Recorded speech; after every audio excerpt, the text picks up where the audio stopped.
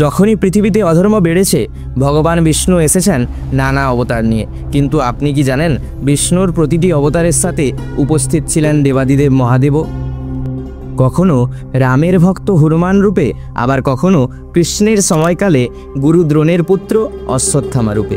তিনি তো জগদেইক পিতা, এই সমগ্র জগতের একমাত্র পিতা। কিছুদিন আগে মহাকুম্ভে লক্ষ লক্ষ মানুষের ভিড়ে এক সাধারণ চেহারার মানুষ হঠাৎই ভাইরাল হয়ে গেছিল। কেউ তাকে পাগল বলছিল, আবার কেউ বলছিল মহান সাধক। তার পরিচয় যাই হোক না কেন, তিনি একটা কথাই বলেছিলেন বারবার, যা লক্ষ লক্ষ মানুষকে ভাবিয়ে তুলেছিল। তিনি বলেছিলেন, যা কিছু নয় তাই শিব। এ কি কোনো পাগলের প্রলাপ, নাকি এমন কোনো গভীর সত্য যা আমরা সাধারণ চোখে দেখতে পাই না? আশ্চর্যজনকভাবে এই নতুন ভাইরাল হওয়া কথার প্রতিধ্বনি পাওয়া যায় আজ থেকে লক্ষ লক্ষ বছর আগে লেখা আদিগুরু শঙ্করাচার্যের রচিত নির্বাণ শতকমে। বালক শঙ্কর মাত্র 8 বছর বয়সে তার গুরুকে খুঁজে পেয়েছিলেন নর্মদা নদীর তীরে। গুরু তাকে প্রশ্ন করেন, তুমি কে? উত্তরে বালক শঙ্কর কোনো নাম বা পরিচয় দেননি। তিনি গেয়ে ওঠেন 6টি শ্লোকের এক অসামান্য স্তোত্র, যা নির্বাণ শতকম নামে পরিচিত।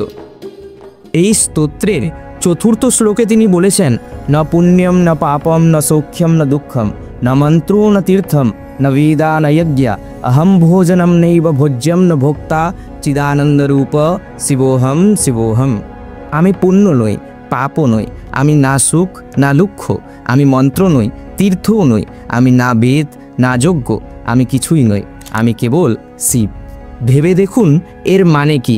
শঙ্কর বলছেন, আমাদের যা পরিচয়, আমরা যা দিয়ে নিজেদের বর্ণনা করি, ভালো বা মন্দ, জ্ঞানী নাকি অজ্ঞানী, শিব এই সব কিছুর ঊর্ধ্বে।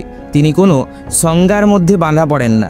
তাই বলা হচ্ছে, যা কিছু নয় তাই শিব। তিনি হলেন সেই শূন্যতা যা সব কিছুকে ধারণ করে রয়েছে। ভগবান শিবের আরেক নাম মহাকাল।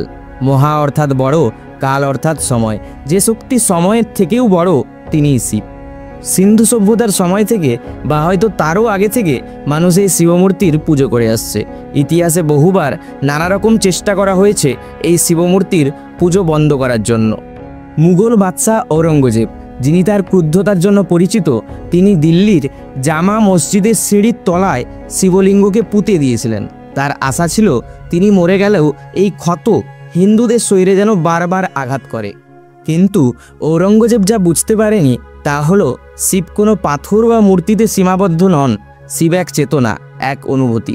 সিঁড়ির নিচে চাপা দিয়ে তার মূর্তিকে হয়তো অপমান করা যায়, কিন্তু তার অস্তিত্বকে মুছে ফেলা যায় না। কারণ তিনি তো কিছুই নয়, কিন্তু তিনি সব কিছুর ঊর্ধ্বে। শিব আমাদের চেতনা। তাই পরের বার যখন আপনি শিবের পুজো করবেন অথবা শিবের কথা ভাববেন, শুধু মূর্তি বা ছবির কথা ভাববেন না, ভাববেন সেই পরম চেতনার কথা, যা সমস্ত ভালো মন্দ, সুখ দুঃখ এবং পরিচয়ের অনেক ঊর্ধ্বে। সেই শূন্যতার কথা, যা থেকে সমস্ত কিছু শুরু এবং সমস্ত কিছু সেখানেই বিলীন হয়ে যায়।